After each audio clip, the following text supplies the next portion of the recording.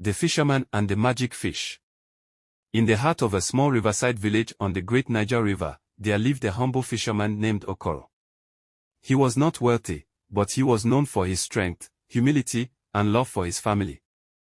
Life by the river had always been kind to him until one fateful season. The rains had delayed, and the river's bounty grew scarce. For weeks, Okoro cast his net daily, only to return home with little to show for his efforts. His children, Nkem and Ebra, were growing thinner with each passing day, their laughter replaced by weak murmurs of hunger. His wife, Ada, once lively and full of song, had become somber. The spark in their home was slowly dying. One fateful morning, before the first cock crowed, Okoro awoke and made his way to the river. The air was crisp, and the river's surface shimmered under the light of the waning moon. He knelt by the bank, his knees pressing into the wet earth. "O spirits of the river," he pleaded, his voice barely above a whisper. "You who bless us with life, I beg you, show me mercy. My family is suffering. Please, guide my net today." With a heavy sigh, he stood and cast his net into the water. The hours dragged on as he waited, but the net remained limp and lifeless. Just as despair began to weigh him down, a sudden tug nearly pulled him into the water. "Oh! What is this?" he exclaimed, gripping the rope tightly. The pull was unlike anything he'd felt before. Whatever was caught in his net was powerful. Summoning all his strength, Okoro heaved and hauled until, at last, he pulled his catch ashore. What he saw made him gasp. Caught in his net was not just any fish but a radiant creature, its scales shimmering like molten gold. Its eyes glowed with an otherworldly light, and it seemed to pulse with life itself. As Okoro stared in awe, the fish spoke. Yes, it spoke, its voice smooth and melodic, like the lullabies Ada used to sing. "Release me, mortal," the fish said. "I am no ordinary fish. I am a guardian of these waters, bound by ancient magic. Free me, and I shall grant you a single wish, anything your heart desires." Okoro stumbled back, his heart pounding. A talking fish. A wish. Was this a test from the gods? He thought of his children's hungry faces and his wife's silent tears. What could he wish for that would ease their suffering forever? "I wish for a basket of fish that never runs empty," Okoro finally declared. "So my family will never go hungry again." The magic fish's eyes narrowed as it studied him. "Your wish is granted," it said. "But remember this, mortal, greed is a net that can entangle even the purest of hearts.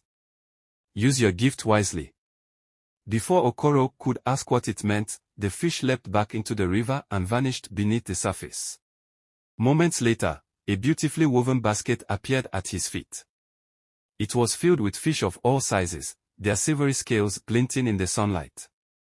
Okoro rushed home, calling out to Ada and the children. They ran out to meet him, their faces lighting up as they saw the basket. That night, they feasted like kings. The children laughed and danced, their bellies full for the first time in weeks. Word of Okoro's miraculous basket spread like wildfire. Neighbors came knocking, marveling at the never-ending supply of fish. At first, Okoro shared generously, remembering the magic fish's warning. He would give fish to widows, orphans, and anyone who came to him in need. But as the weeks passed, the villagers' demands grew. Some began to take advantage of his kindness, coming back for more than they needed. Okoro's patience wore thin. "Why should I feed the whole village?" he muttered one evening, slamming the basket shut. "This is my blessing. Let them fend for themselves." Ada, who had been watching him, frowned. "Okoro, do not let greed take root in your heart. Remember the warning of the magic fish." But Okoro dismissed her concerns. The basket was his, after all. Why shouldn't he enjoy it? The days turned into weeks, and Okoro grew increasingly possessive of the basket. He stopped sharing with the villagers and even began hiding it from his family. One night, as he sat alone with the basket, admiring his endless supply of fish, he noticed something strange. The fish inside the basket began to change. Their once gleaming scales turned dull and dark. Their eyes glowed red, and their mouths twisted into grotesque shapes. Some even began to whisper, their voices low and menacing. Greed has ensnared you, Okoro, they hissed. You have forgotten the ways of gratitude. Terrified, Okoro tried to close the basket, but it refused to shut. He ran to the riverbank, clutching the cursed basket, and called out to the magic fish. Great Spirit of the river, forgive me, he cried. Take back this basket and free me from this curse. The river began to churn violently, and the magic fish emerged, its eyes blazing with fury. You were warned, Okoro, it said.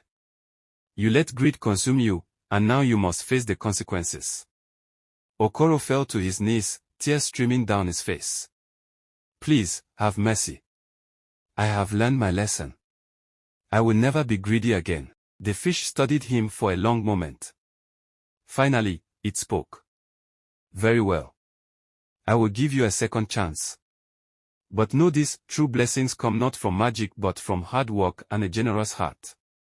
With a flick of its tail, the magic fish made the basket vanish. The river calmed, and the fish disappeared into the depths.